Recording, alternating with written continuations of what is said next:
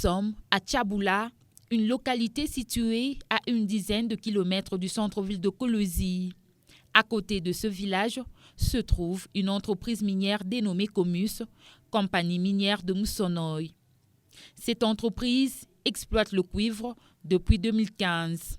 Cette exploitation est à la base d'un conflit entre cette entreprise et les agriculteurs réunis au sein de la coopérative intégrée de Tchaboula.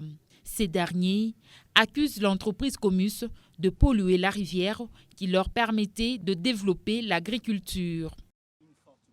Nous ne savons plus exporter une grande quantité de légumes comme avant à cause de cette pollution. À cause de cette situation, la coopérative, qui a son actif, près d'une centaine de membres, ne sait plus développer certaines de ses activités. Grâce à ce projet, nous avions construit l'école qui fonctionne très bien. Nous avions aussi le projet de construction d'un hôpital. Mais on est bloqué à cause de cette situation. Que Comus trouve la solution parce que nous sommes butés à l'échec. Cette pollution a aussi impacté les activités connexes de cette coopérative, notamment la pisciculture et l'élevage.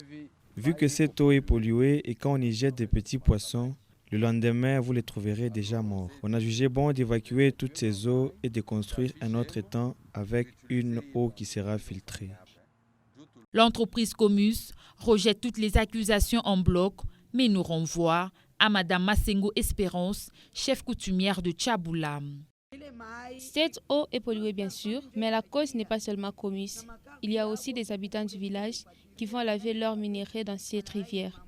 Même si Comus pollue cette rivière, c'est parce que c'est sa concession et chacun des cultivateurs avait reçu sa part pour l'indemnisation. Pour cette autorité coutumière, les documents d'indemnisation sont gardés par Comus et M. Tigneta, inspecteur provincial de l'agriculture, pêche et élevage de la province du Lualaba. Par rapport aux documents d'indemnisation, il n'y a que M. Tigneta et Comus qui les gardent. Nous n'avons même pas de copies. Le concerné qui détient les documents est présentement suspendu pour s'être ingéré dans l'indemnisation de 800 cultivateurs par l'entreprise Métalcol.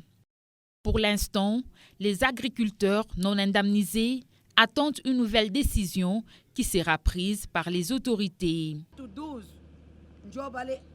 Ceux qui ne sont pas indemnisés ne dépassent pas 12 personnes. Comus garde la liste de tous ces gens.